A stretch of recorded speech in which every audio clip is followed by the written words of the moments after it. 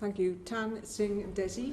Thank you very much. Madam Chair, a key finding of the Education Select Committee is that use of terms like white privilege may have contributed to the neglect of white working class pupils. What utter nonsense. White privilege isn't about kids from poor white working class backgrounds not being disadvantaged. It's just that their disadvantage won't be based on the colour of their skin. The crux of this issue is that continual cuts and lack of government funding for the likes of free school meals and else leaves all kids from poor backgrounds perennially pushed down.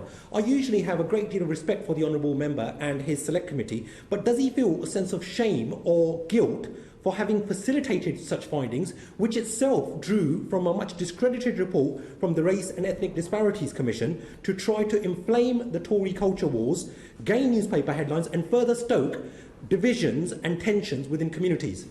Robert Halfon. Well, I have great respect for the honourable gentleman, and I think he's a remarkable MP.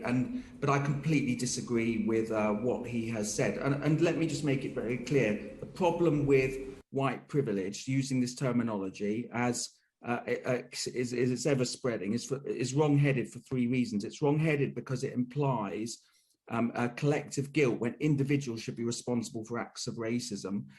It's wrong-headed because it tars every community, disadvantaged communities, white working class disadvantaged communities, as white privileged. And it's wrong-headed because it's factually incorrect, because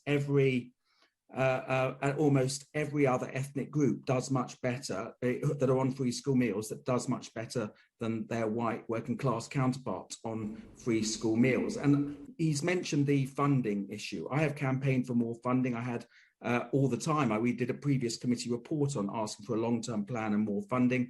I had an article in the Sun newspaper 2 weeks ago calling on Rishi for more, the Chancellor for more funding. But the crucial point is this: everyone is under the same funding regime. Why is it that with almost every other ethnic group under the same funding regime that he's talking about performs better than than white working class boys and girls on free school meals? And just again, I quote the former Education Secretary, Lord Blunkett, a man I hugely admire, very respected Labour Party figure. He says, and I quote, "To put it bluntly, the last thing that young people facing disadvantage need to hear is anything about white privilege. Hope, support, guidance, above all, adult role models are what all of them need wherever they are from." So I would suggest, my friends, if he doesn't want, the honourable gentleman, if he doesn't want to listen to me or look at our report in its entirety, I suggest he listens to what David Blunkett